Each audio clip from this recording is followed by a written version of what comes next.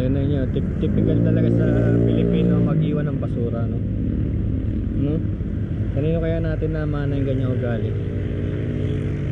Siguro sa mga Kastila. Kasi sa mga Kastila doon mo makikita yung mga senyora, senyorito, senyorita. Na alam mo yung senyorita? Pag sinabi senyorita pag sinabi senyorita may nakasunod sa yung atchay na lahat ng basura mo kukuhain niya. Kung siguro natin nakuha yan, hindi yung pack in pack out, yung kung ano yung dala mo iuwi mo rin. Kasi nangyari lang naman doon sa dinala mo, may laman nung una, pag uwi mo wala nang laman, pero may didispose mo sa bahay ng tama. Ayan, kahit mga ganyan yung mga selectas, ayan grabe. Yan ang Pilipino, kaya huwag ka nang umasa pa na magbabago sila.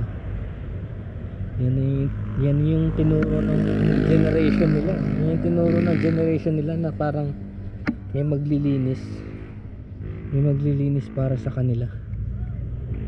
Kaya minsan may challenge sa akin ng mga tao na kung bakit hindi ko tutukan yung mga baso-basura na yan. Nako, minsan matatanda pa mismo naggumagawa niya, hindi nila alam ginagawa. Ayun sinasabi sa inyo na sa gitna ng Sierra Madre may nagtatayo ng mga subdivision. Tsaka tignan mo, saan ka nakakita yung ganyan, yung mga ganyan, di ba? Saan nyo nakikita yung mga ganyang crane? Di ba nakikita nyo lang yan sa mga high rise?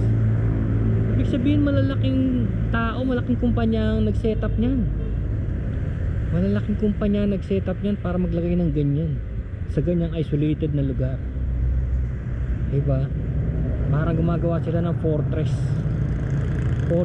Tingnan nyo, isa lang yan kung kailan lang yan. Punta kayo dito last month, wala kayong makikita basta-basta mga ganyan. Talagang clear ito, puro bundok yan ngayon. Tignan nyo, ayan pinasok natin yan, nakita nyo, pinasok natin yan para siyang isang malaking compound. Kung nakakita kayo sa TV ng mga lumalabas na compound, dito na sila, pumupunta na sila dito. Nakikita nyo, ito yung gubat na wala pang spoilage, no? Tapos ayan na, pinapasok na siya ng development kuno, diba? So ang daming natumbang dyan, puno. Daming natumbang puno. Gawa yung building.